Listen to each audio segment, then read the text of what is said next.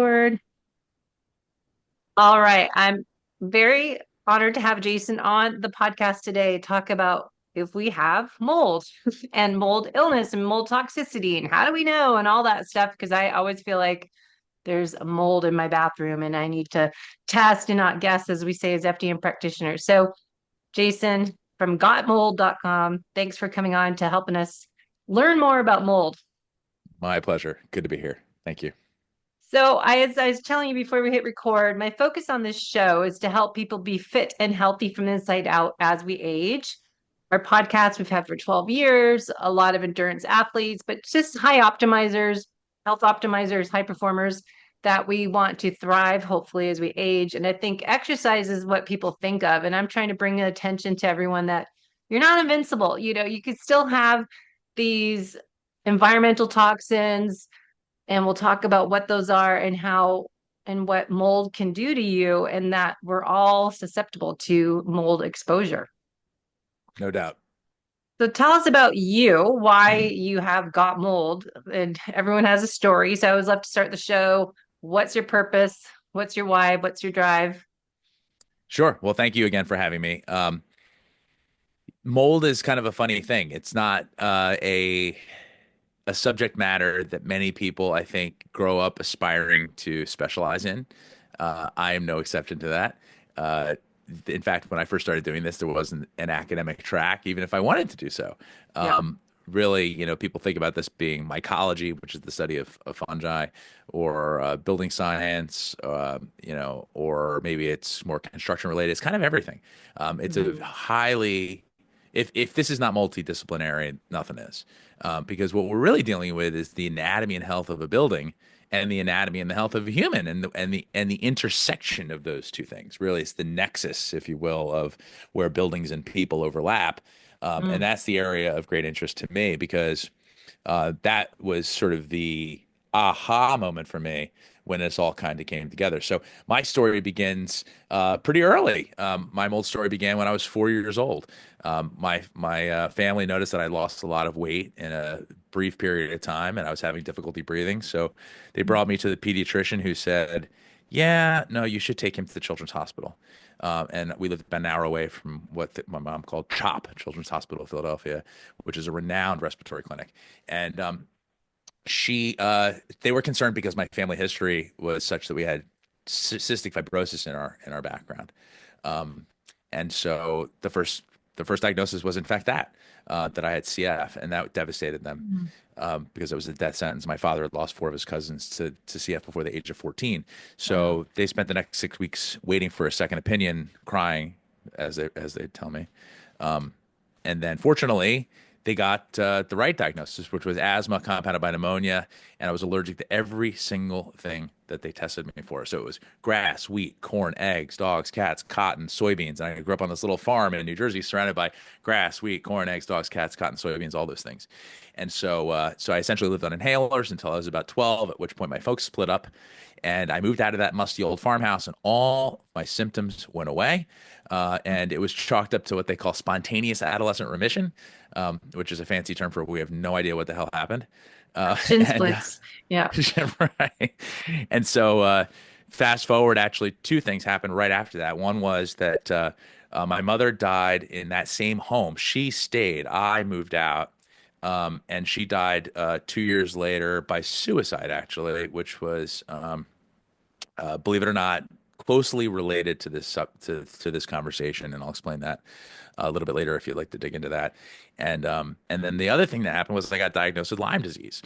So I'm not sure that I had Lyme, but I do know that I got the antibiotics, and I do know that it messed up my gut, and that helped me actually learn a lot about how to heal from mold-related illness, believe it or not, which is also something we could dig into. Mm. So then I ended up with the gift of being basically forced to drop out of high school. I ended up working at the gas station, got rescued out of the gas station by a stockbroker who brought me to work for him on Wall Street. And I unknowingly became the youngest licensed stockbroker in history with a Guinness World Record, which is right there at the age of 17. And then woke up one day, wasn't having fun in my mid 20s, and decided to do something meaningful with my life and went backpacking while I was away. ended up in Hawaii, and I was reading a story, a local newspaper, about a guy who'd gotten sick from the hotel where he worked. He had developed adult onset asthma and all these allergies he never had before. At 40 years old, I'd never even heard of adult onset asthma, so that was a new thing for me. But it was like my life in reverse, right? It was like a kind of a deja vu moment, you know. Mhm. So he had it really kind of brought me back to that childhood experience, and I kept wondering, you know, did we have a mold problem? And sure enough, I called my father, and he laughed at me when I asked him if he thought we had mold. He's like, "Of course, we had mushrooms in the basement. Why do you ask?" You know, so it was just that kind of, you know, 70s parenting. You know, it was mold schmold, wipe it off, no big deal.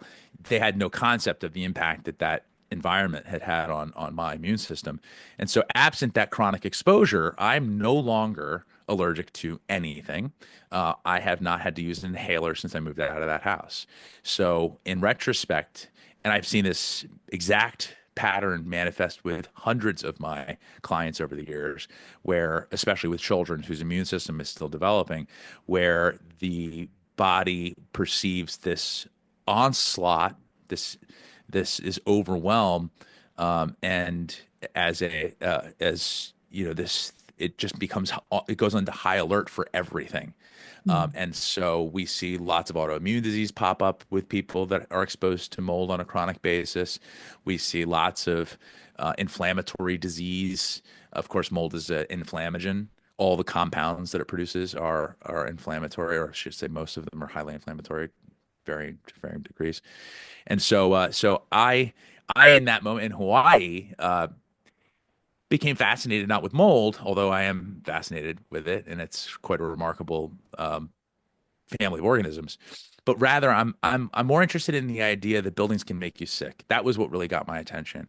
Was that the buildings that we live and work in are not these inanimate boxes that just protect us from the elements or investments. A lot of people think about their homes as investments.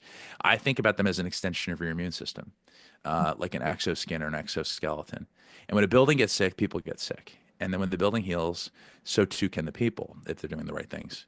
And so in recent years, as time has gone on, and I'll get back to sort of the rest of that path, I've become more fascinated in how buildings can actually heal people. And it's there the idea that buildings can make you sick is no longer such a new idea for most people. But the idea that they can actually be a supportive mechanism in healing, I think, is probably the most important sort of upshot that came from this whole series of awakenings that I've had.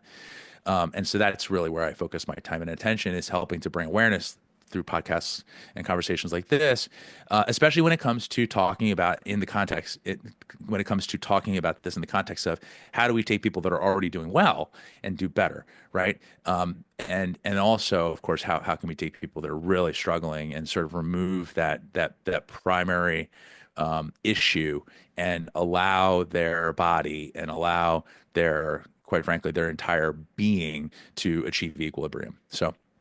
Mhm. So I went from that curiosity ultimately to starting getting into the remediation side of the business, and I quickly saw that there were a lot of chemicals being used and a lot of contractors taking advantage of the consumer. So I quickly saw that there was a need for an inspection company that would help protect people from that, Mhm. and that from there I created a company called Lab Results, where we pioneered the use of mold sniffing dogs, believe it or not, Huh. and that was a ton of fun, and that got us a lot of national attention, a lot of national press, and we did that for 18 years, going into homes, fixing sick homes throughout the Northeast, and people flew us all over the place.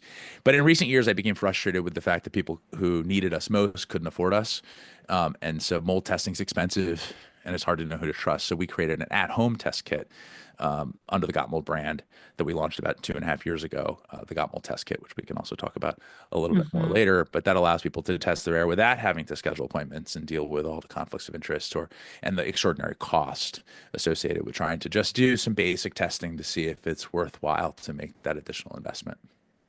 That's great because it needs to be affordable because I know as an FDN practitioner, we do functional lab tests and you're trying to correlate signs and symptoms of what nutritional therapy intake forms show us people are struggling with. And then like, is it mold? But a lot of people can't afford a whole mold test, the ERMI test, and have someone come in.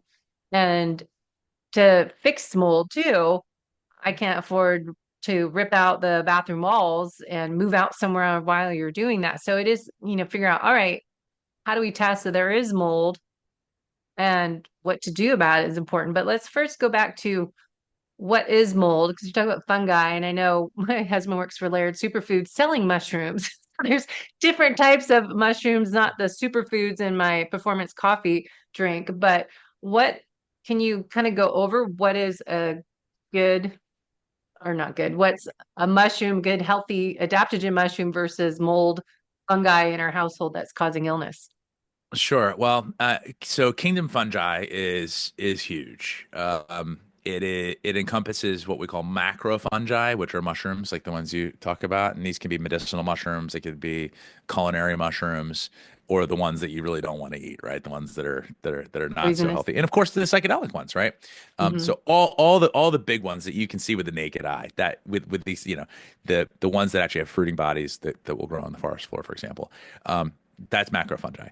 Then you've got microfungi, which are yeasts and molds, Hmm. and they are generally spore based. And I should say all fungi are spore based, but the way that they operate is a whole different it's a different world. They're kind of they kind of lay the groundwork, if you will, for the macrofungi. They come in and do the initial breakdown of things. So I would actually posit that all fungi are benevolent, but even the moles that are growing in our house that have the chemical weapons, because they're really not trying to do anything to harm us. They're just doing their thing. We get caught in the crossfire. Molds and yeasts, or I should say, in particular, molds are there to really break down um, things that were one time alive and turn them back into dirt. So it's doing its job if it's doing that with leaves and twigs and sticks in your yard, but not so much when it's doing it in your living room. And so, we also have it. We're microbial, right? We have a tremendous amount.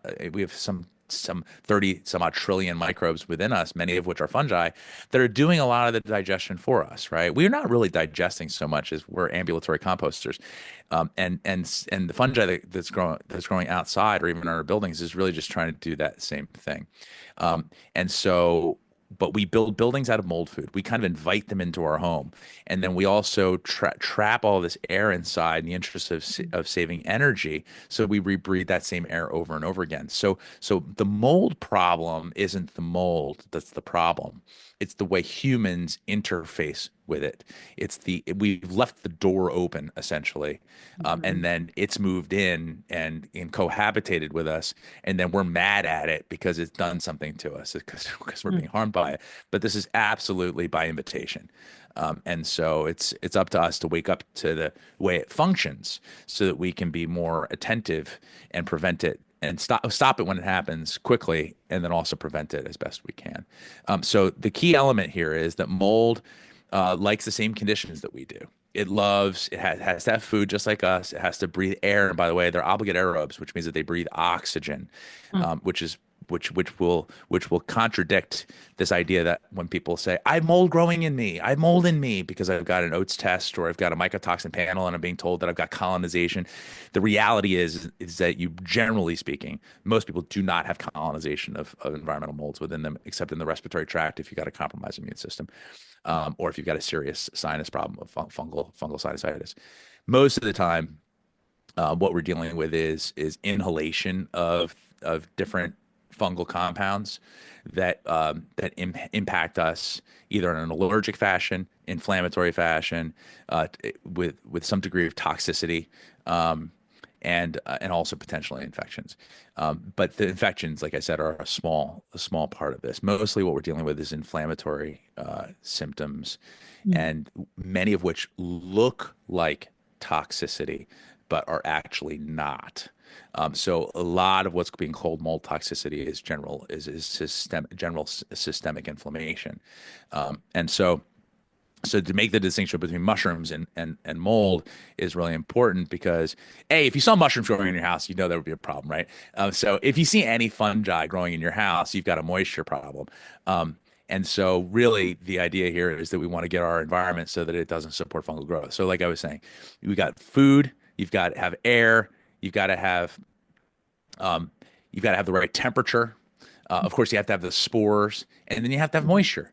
But all Mhm. those conditions are already present in all of our buildings. The only thing that really vacillates is the moisture. So whenever we're talking about a mold problem in a building, what we're really talking about is a moisture problem. And that's the most important point here, is that mold is not the problem. Mold is a symptom of a moisture problem.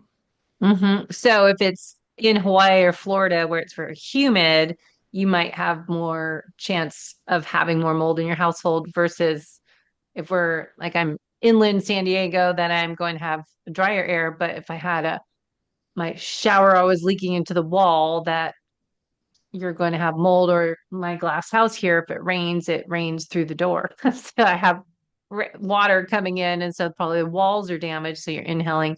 So there's different types of why we get mold and how it overgrows in our homes. And I have also heard how they are built. So if your house is being built and the beams of wood, everything are sitting out in your yard area while they're building a house, if it rains and those pieces of your house that they're building are wet, that can be damaged as well. And then you're closing that in with making the walls so that wood is now inside the what do you call the walls of Inside the construction. in the But cavities, yeah. yeah. Yeah. So really, you've got two sources of moisture. If to oversimplify it, you've got moisture that comes from outside and moisture that comes from the inside. And so moisture that comes from the inside is generally from, cooking, cleaning, respiration. We exhale a lot of moisture, and transpiration comes to our skin. A lot of people have a lot of house plants that can add additional uncontrolled humidity. So homes produce humidity. Also, basements and slabs will actually pull moisture from the soil, Mm, and then they yeah. exhaust it or breathe, if you will. Exhale is another way to think about it, into the space. And so that's why basements really should have dehumidifiers Mm, as a sort of baseline required appliance. But the moisture from the outside comes in two forms: liquid and humidity. And so liquid water comes in from obviously rain and things like that. So maintenance is key there to help a building shed water effectively, and making sure that the grounds drain, and so you don't have puddling and things like that. That's very important. But humidity, as you mentioned, in certain climates can be really tricky because it can not only form it can form liquid water, but it also can diffuse into the home very easily and then add to the existing humidity in the home. And then you end up with, that musty smell that sort of hmm typifies homes in warm climates with high humidity. Any hotel and most hotels in these climates are sort of notorious for that because they don't manage those humidity shifts very well, and we get a lot of condensation in the buildings. Um, and so yes, the climate is important, but really, we've lived on this continent for a long time with these different climates, and only since the late 1940s, early 1950s, did we really start having these problems. And then it's only gone up as we've made sheetrock, drywall, paper Sheetrock. based That's what I was trying to think wallboard. of. Yeah. Yeah, that is by itself the problem, and Mm, also wall cavities. So if we eliminate wall cavities, which we now stuff with fluffy insulation loaded with chemicals like formaldehyde, which is a group one carcinogen. So different conversation beyond mold, but it's certainly indoor air quality. Um, if we get rid of wall cavities and we get rid of wallboard, we get rid of almost all mold problems of significance. Certainly the systemic ones, certainly the hidden mold issues that you hear nightmare stories about. And so we're actually, by the way, as a side note, working with fascinating new materials to eliminate both drywall and wall cavities using something called aerated concrete. oh, We've got 32 homes being built in Ohio, I mean, sorry, not Ohio, in Dripping Springs, Texas, under the neighborhood sanctuary. And mm, so we're really excited about that. So the idea is to, having a start introducing a paradigm shift to restore the way we used to build with mass walls, and mhm. eliminating wallboard. But in the meantime, we got, 114 million households in the United States. 75% of them are sheetrock. And Yeah. so we have a big problem here. because even in climates that do not have do not have high humidity, we still have major issues with moisture control. People do have low humidity will over humidify. So, so they'll add moisture to a building, which causes problems. And so if you live in a high humidity environment, you have to battle that. But if you're in a low humidity environment, it's really easy to overdo it. So we're kind of constantly in this push me, pull you thing when it comes to moisture in our buildings. But there's a sweet spot, and it's between 40 and 60% relative humidity. RH Mm, mm, okay. is the acronym or the abbreviation for it. And so that's really where you want to be, because below 40%, it's uncomfortable. You end up with, dry sinuses and mucous membranes and things like that. And actually, you make yourself susceptible to all sorts of, airborne pathogens and things like that because your mucous membranes are at. And then above 60%, you end up creating the opportunity for condensation to form where mold can grow and dust mites and all these other things. So it's the Goldilocks zone that Yeah, you have to stay in. that's what And I would say. that is a general rule across all climates. Yeah, I always say there's a Goldilocks effect for pretty much everything. Hmm. Not too much, not too little, just that right amount to create that positive effect, That's right. not imbalances. So, what are the signs and symptoms that we have been exposed to mold that might be contributing to health issues, chronic health issues that you can't figure out what's going on, but working backwards, you might find it's mold. So, what would we start with? Basics. Well, I always say if you see something, smell something, or feel something, do something. And Yeah. so it's if you see something, you're looking for any signs of moisture. So that would be condensation forming on pipes, glass, on windows, right? So if you Fast. see any rust, is a dead giveaway, right? Because that's clearly signs of moisture Moisture. forming on surfaces. Yeah. Obviously, any visible mold or discoloration patterns that may seem somewhat geometric, that tends to be early mold, early colonization of mold. So you want to look for that. Obviously, blistering paint, peeling paint, trim pulling away from the walls is a sign of expansion and contraction at different rates, which generally is caused by swelling, oftentimes because one or more of the materials has gotten wet and dried out. So look for trim that's pulling away. Water bugs are really key sign also. Those little guys that curl up into a ball. These Oh, guys, yeah. you want to watch out for those guys. Mm. Spiders and spider webs are actually a pretty interesting sign of moisture because, of course, they need water too, and they get it from they get it from condensation in the air. The little droplets will form on their webs, and Ah. then they eat the bugs that are attracted by the pool party that's happening in your house somewhere with all these uninvited guests. And so you Mm. tend to see the little critters pop in there to eat the mold spores, and then there's larger critters that eat those guys, the book lice and the dust mites, and this whole this whole ecosystem all the way up to rodents, and so really when you have a moisture problem, there's sort of like an APB goes out, everybody comes to visit everybody you don't want in your house. Yeah. And so the signs are essentially any sign of moisture. Um, and then, of course, on the outside of the building, any signs of maintenance around areas that could cause intrusion. So, if you've got windows with caulk missing, that's why I always encourage people to really get familiar with your building, because it is an extension of your immune system. You're not going to ignore your body. You're taking care of your body. Well, this is your third skin, as the building biologists say. Your Mm. skin, your dermis, and then your clothes, and then your building. So it's an intimate relationship. I would even argue that, or suggest uh, that your building is the most important relationship you have when it comes to your health and longevity. It's more important than Mm. your diet. You breathe Wow. 20,000 Good times a point. day, which is Yeah. 30 pounds of air. And if you eat and drink the recommended amounts of water, you're eating and drinking in total maybe 8 pounds of food. 8 glasses of water is 4 pounds, and three meals, big meals, is 4 pounds. So 8 pounds of food and water together, but you breathe 30 pounds of air. Get your Mm. mind around that. So Wow. you're talking about your single largest environmental exposure that you never think about unless it smells bad, tastes bad, or you don't have enough of it, right? That's air. Hmm. And Mm. so it's an afterthought until you don't have it. And so my suggestion is bring your awareness into it because it is your it is fundamental to all of these processes, and it's actually the source of probably most of the chronic disease that we have. Food has long been blamed, but the evidence is emerging that indoor air quality either causes or aggravates almost every disease state. So it's a big deal.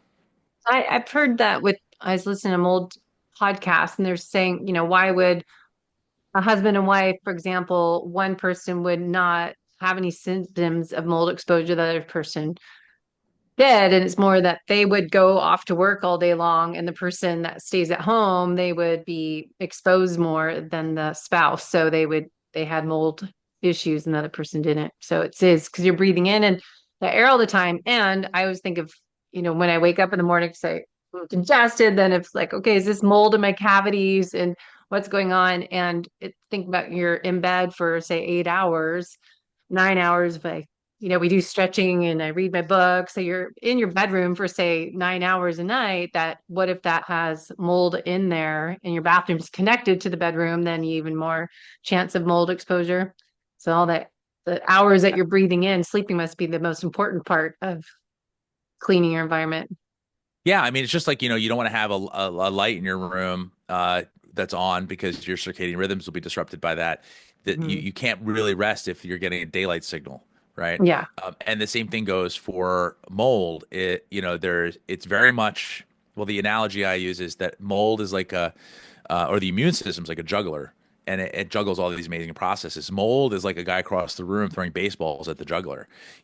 The juggler is going to have to make a decision. Am I going to continue to juggle these processes, right? All the hormonal balancing and there's just so all the detox processes that are so innate to our cellular health. Those things will stop. You'll go into cell danger response. You start to go into this sort of protective mechanism where these things don't Yeah. flow as well. And so when those balls are dropped, then the immune system can theoretically protect itself from the onslaught, but it's not doing the rest of the things it needs to do. And so people end up with autoimmune diseases, flare-ups, and all these other things that they never had before. So I was saying, if you see something, smell something, or feel something, the signs, the visual signs are really important. Skipping over the smell something, we'll circle back to that. That if you feel something, generally speaking, these are symptoms that get better when you leave the building often. However, people have chronic exposure to these things, their symptoms don't abate so well. Mm. They oftentimes need to take more time away from the building to really have that experiment work. A week is generally good. 3 days for many people is fine. But if you had really chronic exposure, it generally takes a little bit longer for you to find some equilibrium. The trick is finding a space that you can actually rest in that doesn't have VOCs and fragrances and other molds and Mm. things like that. So hotels are generally not the safe place. Yeah. And it's really hard to It's find in worse. modern day a place where you can really have a sanctuary, right, where you can rest. And so this is why I encourage people to consider making their home their sanctuary, really Mm. tuning into this stuff and eliminating all the other variables that, like I just mentioned, fragrances and VOCs and things like that as well, because you can't have a conversation about air quality and just talk mold. You have to have this more holistic view on these things because the immune system doesn't really know the difference, quite frankly. Yeah. So the symptoms tend to be they range from upper respiratory allergic symptoms, right? Hay fever, itchy eyes, sinus issues, things like that, coughing, sneezing. And then more of the inflammation-based stuff. Again, Mm. you might find joint pain, and a lot of people complain about tinnitus. Even people talking about like things like hair loss and lots of gut issues. The signals that are being produced by the musty smell and the mycotoxins and all these things in our environment. We talk about them being, toxic, but actually they're chemical signals at the microbial level. And so your microbiome on you and in you are getting signals, and they're actually it's like getting a whole bunch of spam, all at the same time. Your systems don't know quite what to do with all that messaging, and you go into dysregulation. And Mm. so The gut microbiome will go into a tizzy. There's all sorts of sort of downstream effects from the microbiome in your building and how it impacts the microbiome on you On and your in house. you. Mm-hmm. Yeah, so you think about this like the Russian Matryoshka dolls, the stack, right? Yeah. That as above, so below, and there is an incredible downstream effect. And what we find is that people who live in these buildings that have, a microbial dysbiosis, if you will, to use the nomenclature, what we find is that women tend to have a lot of yeast infections in a moldy building, and the athlete's foot will spike, and people end up with a Mm. lot of their tongue gets white, Mm. indicating more Candida. yeast. Yeah, Mm. and so, but when that gets corrected, interestingly, a lot of things subside. When you find when the building gets into balance, so too can the people. There's just an incredible symbiotic relationship we have with our homes and our workplaces. Mm-hmm. Of course, we have very little control over those, but within our homes, and many of us work from home now, we have a disproportionate amount of control. And so this is a tremendous opportunity that I encourage people to take advantage of. The symptoms are wide ranging. They mimic many other symptoms, much like Yeah. Lyme disease Mm-hmm. does. And in fact, they follow the same inflammatory pathways. Cytokine storms are the hallmark of both Lyme and mold. And so that's why it's so difficult to have them at the same time. It's like two tractor Mm-hmm. trailers going down the same one lane road. And that's an uncomfortable situation for everybody involved. And so you really have to think if you're having any sort of inflammatory symptoms. If you're having, like I said, autoimmune flare-ups of any sort or kind, you want to really look to the indoor environment, especially mold. And so the Mm-hmm. dead giveaway, circling back to number two, which is if you smell something, I would say that this is probably the most important thing. If you smell it, you have it. And for a long time, the odor has been considered an aesthetic nuisance. The musty smell, it's just mold. It's grandma's Mm-hmm. basement. The emerging research on this is very clear. This is not just an aesthetic nuisance. This is a health hazard. These compounds are neurotoxic. In fact, one in particular, the musty smell sort of note that's called 1-octanthiol, it's a mushroom alcohol, has been found to be 40 times more toxic than toluene, which is another group 1 carcinogen. So really serious stuff. Well, it's not classified as a toxin, it is toxic. And so here Mm-hmm. we go into this sort of murky realm of what makes you sick, and the toxin naming convention under which mycotoxins were named does not include all these other fungal components, which are in fact toxic, but are not deemed to be toxins. And they're certainly not, they don't fall into the mycotoxin category. And so as a result, we don't have tests for those. And so the idea that we need to have a test to prove that we have this is a false notion. If you Mm. smell it, you have it. If you see it, you have it. And so you don't really truly need a test, unfortunately. And this is, Okay. one of the things that I talk to all the FDNers and all the functional docs about is that this is largely a clinical diagnosis. If you get into the mycotoxin urine panels, you're going to find that you're basically monitoring your food intake, which is a whole different conversation. And it's an important conversation because you're never going to get better if you're eating moldy food, and regardless if you're living in a healthy building. It's really air, food, and attitude. That's what you Mm-hmm. have to take care of: air, food, and Mm-hmm. attitude. If you do those three things, you can get better. But the ultimate diagnostic for whether I have a mold problem is actually based upon the reported conditions from the affected individuals. Do we smell it, see it, or feel it? And so we like to use data to diagnose the building, but unfortunately, the tests that are currently out there for diagnosing humans is junk science. All of them, the mycotoxin urine panels, junk science. All the inflammatory indicators are general, and even the oxidative stress ones are generally, you can use them. You can imply that there may be a fungal issue, that there may be a mold problem, but there's no definitive way to say that there is, because the mycotoxins do not become airborne in the quantities sufficient to be excreting them in urine. But boy, do we eat enough of them. We do. In almost every meal that we have, especially if you go out to a restaurant, you're going to be having some degree of mycotoxin exposure. Mm-hmm. And so that tunes you up so that the indoor environment will affect you in a disproportionate way. And so we're all kind of eating from that same contaminated food trough. And so when we end up having our building with a problem, it really amplifies the response, especially if you happen to be a sensitized individual. So a question on that, genetics, does that come into play? I know you were on the DNA company show. I've done their profile. I have a super strong smell. I can smell things. So how do genetics come into play with people mold exposure that we talked about other will respond differently? Yeah, so the genetics are interesting. Richie Schumacher kind of pioneered Hmm. this whole idea of this HLA genotype and the MTHFR mutation and these things. And there's still a lot of question marks in my opinion around that because there's a lot of Schumacher's black box data. He doesn't really share source on a lot of that stuff. He just expects you to take it wholesale without questioning it. And I like to question things. So, Yeah, me too. but what I do see is that there certainly is a predisposition for certain people, and honestly,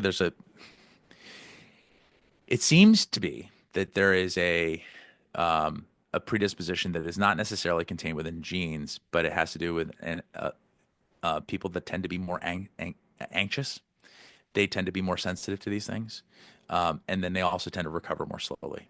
They tend to be angry with the mold. They tend to be fearful about their environments. And the Schumacher protocols and some of the other pr pr practitioners who have businesses around helping people with mold tend to exacerbate that fear. This idea that you have to avoid at all costs. Well, we live on planet fungi. Good luck with that. And so, my experience has been that people don't get better until they get out of fear. So, aside from genetics, the predisposition is really sort of that person who's already hyper sensitive and also anxious. And those people do really well with neural retraining. On the genetic side of things, there are clearly detox pathway issues that are genetic and that can be dealt with on a therapeutic basis. And so it's useful to have that information, but it's not necessarily always useful for people to assume that if they have that genotype and they have that mutation, that means they're automatically sort of like in that mold sickness camp. People kind of love to throw themselves into a bucket. And so, that being said, I think that most people can actually process this stuff well without a lot of interventions if they simply can fix the environment, either relocate or remediate. And then do the basic things that they need to do, like drink pure water, eat pure food. We could talk about food if you want to in a little bit, which is basically avoiding sugar, grains, and conventional meats and dairy as a primary step. Those are That gets rid moldy of most. foods. That gets rid of most of the mycotoxins. Also, nuts, seeds, spices, any imported Yeah, nuts, grains. Yeah, nuts can be bad, especially any of the cashews, broken ones. The whole ones are actually usually okay, but the ones that are broken are problematic. which are Um, highest. Is it cashews? I've heard are the highest mold, or is it peanuts, Peanuts are cashews? No, notorious. Yeah, yeah. peanuts are also notorious because they carry aflatoxin. Hmm. And aflatoxin B1 is the most carcinogenic substance known to man. It's a benchmark carcinogen against which all other carcinogens are measured. And so it's a big deal, and it leads to pancreatic cancers and all sorts of lovely stuff. In fact, peanut farmers have the highest incidence of pancreatic cancer amongst Wow. all So career avoid types. peanuts and Yeah, that and and I white have a major bread. peanut problem. I love peanuts, right? I mean, I eat peanut butter in droves. I think it's also a matter of understanding that you can't avoid all of these things, and you want to be judicious about it, Mhm. and you want to make sure that you're avoiding as much as you possibly can, but live life. You got to put Yeah, life into living, right? So, exactly. so you avoid most of it, but if you love Hmm. peanut butter, eat your peanut butter. You know what I mean? Like, Yeah. but if you got a mold problem in your house and you're eating peanut butter, you might be giving yourself a double whammy, right? Double whammy. So, Yep. yeah. All right. Um, so food is definitely something that needs to be looked at, but the first thing to do is get your building straight. So Get go your into that, how to talk about that because I know we're going to run out of time and how to test because I think, yeah, get your building in order. We want to test if Yeah. because you don't So always see it. getting your building in order is really a matter of, hey, does the building leak? Do you have any active moisture problems? That's the first thing. If you've got Mm. any active moisture problems, that needs to be solved. Then you need to test to determine the extent of the problem. And, a lot of people wait to test uh, they wait until they have a problem to test. Yeah. And if they see Don't something, smell know. something, or feel something, then they test. And I always say, well, almost everybody is going to get a colonoscopy in their 40s, right? This is an unpleasant experience. Nobody really wants to do it. But guess what? That's the age that we start to see these things manifest. Well, buildings should be treated with the same kind of care where, what if we just test our house? What if I think everybody should test their house at least once, so that you can see what's going on in your home. 35% of Americans have chronic systemic inflammation, and I think that number is Mm. really low. And 47% of homes have a mold or moisture problem of significance, according to Lawrence Berkeley Labs. I don't know what the overlap is. I'm sure it's a Venn diagram, but the question is how many of those people that have the systemic inflammation and that have the mold problem are completely unaware of both. And so my Mhm. suggestion is to look at this as a sort of perfunctory prophylactic, if you will. Mhm. And so you can wait until you have a sign or a symptom, but for $300, which is what our most expensive test kit costs, it's nothing compared to the funds that people are spending on, other optimization techniques, right? And this could very well be the kryptonite, the thing that's keeping you Mm. from recovering well. And by the way, that's a really important point on the symptoms. You know, if you're not recovering well, if you're not sleeping well, if you are having emotional dysregulation, by the way, mold Mm. rage is a real thing. Cognitive impairment is probably the most common symptom when it comes to mold, and that's coming from the microbial VOCs. The musty smell has a direct impact on cognition, and so if you're having any kind of brain fog, then this is something to absolutely look into. So getting your house straight really comes down to bringing your awareness to the moisture issues that may be in the Mhm. building. It also has to do with eliminating chemicals beyond mold. Just don't bring that stuff into your house. Fragrances, chemical cleaners, these kinds of things. These make a mold problem worse. They make the air quality worse, and they amplify the symptoms that come from mold exposure. And then you want to do the test. And so, collect some air samples. Professional air testing will cost you $1,000 or more to have somebody come over, and then you got to deal with the potential concerns about, conflicts of interest and what they're going to try to get you to do. Maybe a big remediation project you may or may not need. So that's why we created the Got Mold test kit. And so you can test your air using the same devices that a pro would use, which are spore traps, which I hold in my hand right here. Um, Tiny. and yeah, tiny. So we have an air sampling pump that we created that duplicates a professional device exactly. Pulls the same airflow rate as a professional pump. These cassettes fit right on to the pump, like so. Boom, and then this pops right open, and that That's how it pulls works. air through. And when you're done, it only takes 5 minutes per sample. When you're done, you just pop these off, close it up, just like that. Put them in the Mm. prepaid return mailer. It goes back to our lab partner, Mm. which is Eurofins, the number one lab in the world. And then they do the analysis, and within 3 business days, you get a nice color-coded report: green, yellow, orange, red, and that tells you what's in the air in the areas that you sampled. So you're going to want to focus on areas where there might be a musty odor, where you've had a history of water damage, or where you have symptoms that seem to get better when you leave the area, where you have more concentrated symptoms. And that's all lab fees and shipping are baked into that price. So for a 3-room kit, it's $299 all in, Mm. no surprise fees, no hidden charges. That's great. Now you keep that device and then to test again or move it in another room, use another filter. That's right. So once you have a kit, then you have the pump, and the pump is infinitely reusable. In fact, we just created a lifetime guarantee for this. So even if you drive over this in a pickup truck and videotape yourself doing it and send both to me, I will still send you a new one. No cost whatsoever. Hopefully no And one does that. refills are 50. I'm challenging. I keep saying this, and no one's done it yet. I'm looking forward to it. But if you buy one of our kits, then the pump is yours for free, and then the refills are $50 less. So that means a three Mm. room refill is only $249. And again, all Okay. lab fees and shipping are included. And Mm. so it's just a great way to quickly and easily do an assessment, determine whether or not you've got high spore counts, and if you do, again, Yeah, where next is the step. moisture problem? Hmm. That's the key. You always back to where's the moisture. Mold doesn't grow in the air. Yeah. It only grows on surfaces. So if it's in the air, the key is to find the surface. Now that's when you may need a professional. A professional is really going to be most helpful when it comes to finding the source of the moisture and then helping to delineate or determine what the extent of the mold problem is, because that's the next step in terms of getting remediation done. You don't just Mhm. skip ahead to a remediator. No more so than you would skip ahead from a high cholesterol test that you take at home to scheduling open heart surgery, right? You'd probably go to your GP and say, "Hey, I've got it looks like high lipids. Can we do a little workup here? I just want to make sure." And then, if necessary, you'd schedule surgery. And that's exactly the track that you should follow when it comes to your home. Using our at-home test kit does not give you, enough information to leap over into getting remediation done. Very important point. Yeah, I think it's getting the test done and then figure out, all right. I mean, even with functional lab tests, now what do you do with the results or genetic tests? People get these reports back and then it just goes on their desk or in a file or a stack of papers. And I think that's the first step is testing and figuring out, do I have mold?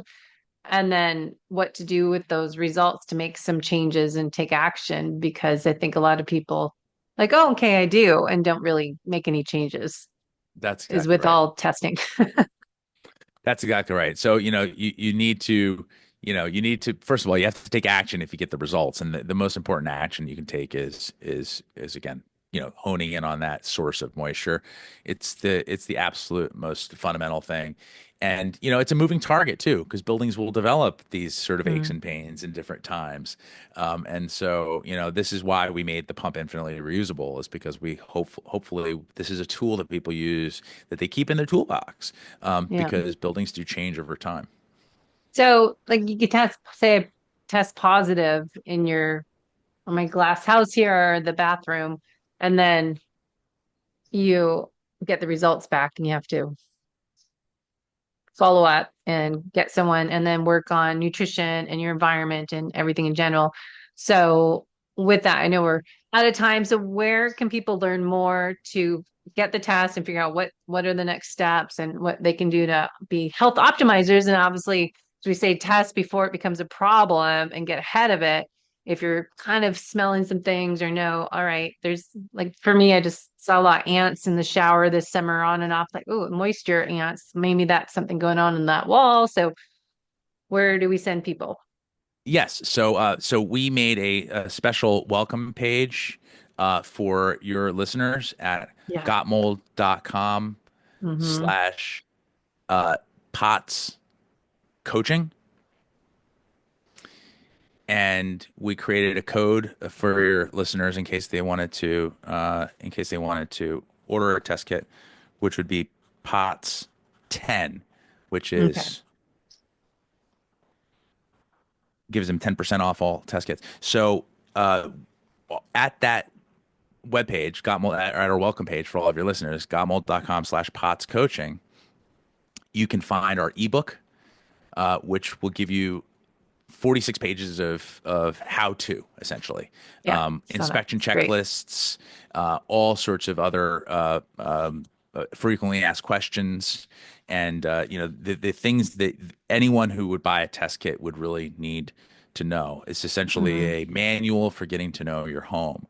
And so within there is also an article about how to select an inspector if you do need to go that route.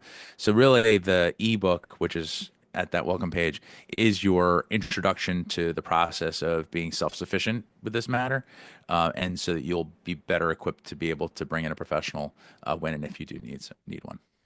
So good. I think everyone should do this because I swear there's mold in all of our homes. Especially start with at least your bedroom, the room that you spend the most time in and your breathing. That's what I'm starting with that in my workplace. So I thank you for following your passion and having a mission to help others make it simple and affordable. Because a lot of things they said, are expensive, and all these people are buying red light and all these different devices without figuring out, okay, why do I have these problems? So working backwards, going down that rabbit hole to figure out what is actually going on causing this disruption in my body.